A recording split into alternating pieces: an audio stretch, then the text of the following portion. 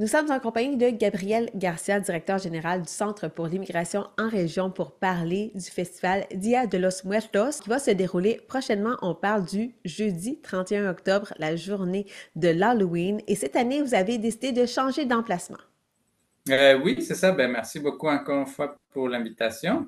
Donc, c'est ça, nous avons, oui, décidé de faire une nouveauté. À chaque année, on essaie de faire des petits changements pour que ça soit un peu nouveau pour le festival.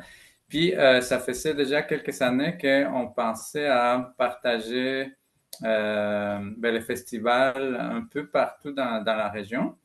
Donc, ça, cette année, on a décidé de commencer cette idée. Donc, ça, finalement, c'est ce qu'on va faire, c'est qu'on va garder quand même la chute comme la ville, si on peut dire ça, principale qui accueille le festival. Mais une fois par 200, on va revenir, mettons, à la chute.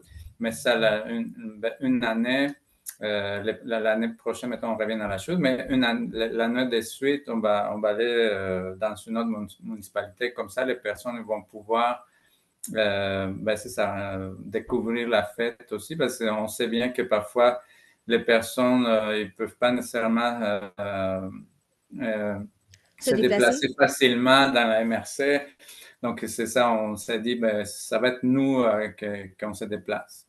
Donc, cette année, on a décidé de partager la fête avec la communauté de Greenville. Donc, on va être à Greenville Village le 31 octobre, comme tu as bien dit, lors de l'Halloween, c'est ça, donc le 31 précisément.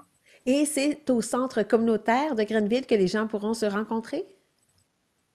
Et oui, exactement. Donc, on va être là au centre communautaire à partir de 5 heures. Donc, on invite les personnes à venir nous voir. Puis, ben, c'est sûr que c'est toujours, comme je disais, une question de nouveauté. Donc, cette année, aussi, c'est une question de budget. Cette année, on a moins de budget aussi. C'est notre dernière année qu'on recevait le budget pour organiser cette fête. Donc, c'est ça, on a réduit un peu la programmation. On va voir toujours la parade, que c'est quelque chose qui est très, très rassembleur, puis très festif. Donc, on garde la parade. Mais au niveau de la programmation, on va avoir moins d'artistes qui vont participer.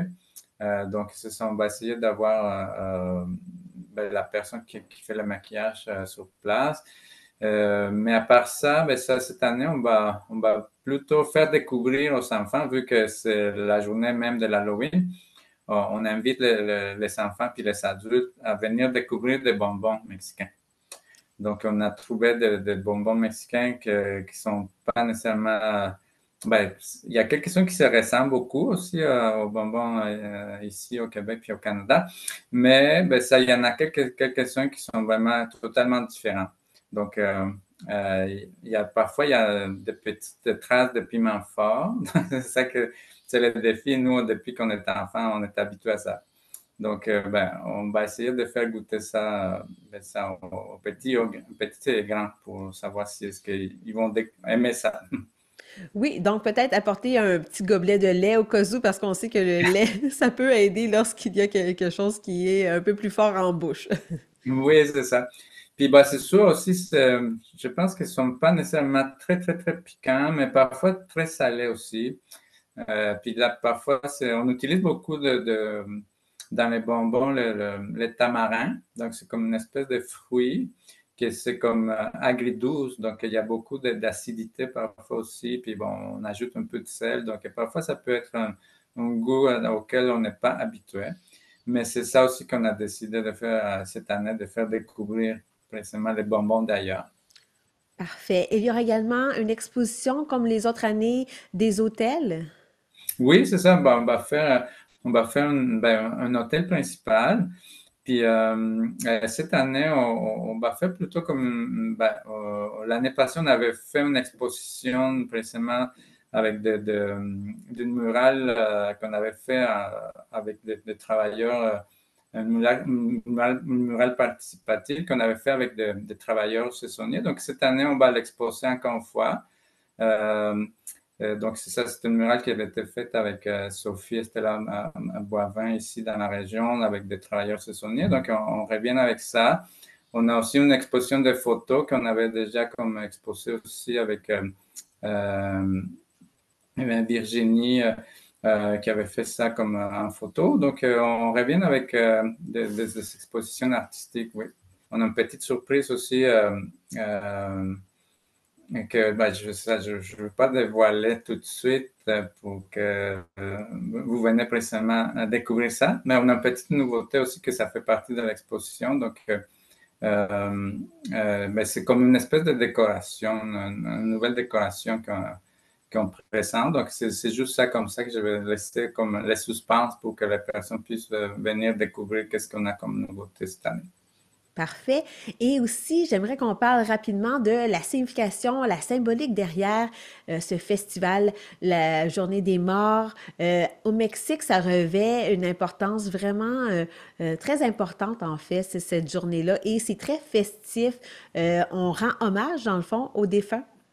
Oui, c'est ça. Ben, comme j'avais déjà expliqué dans les éditions précédentes, ben, au Mexique, c'est vraiment une fête qu'on attend vraiment à chaque année. Puis c'est comme une fusion entre les deux cultures, les cultures autochtones qui étaient déjà installées au Mexique avant l'arrivée des peuples espagnols. Puis après, par la suite, avec l'arrivée des Espagnols, ben ça se fait comme un syncrétisme qu'on appelle un syncrétisme spirituel puis religieux.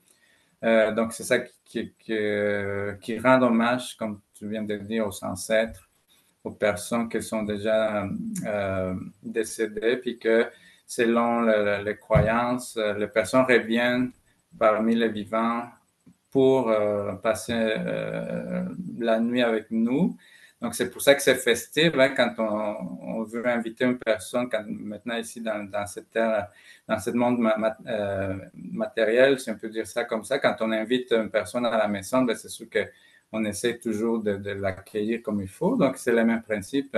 On accueille nos ancêtres, toutes les personnes qu'on a beaucoup aimées. Donc, c'est sûr que ça devient comme une fête. On décore avec des fleurs, avec un hôtel, on le reçoit avec la nourriture. Donc, c'est plus ou moins ce principe. On va laisser des chandelles aussi pour montrer les chemins, des pétales de fleurs. Donc, c'est ça. Puis c'est très festif. Puis ça se passe souvent dans les cimetières.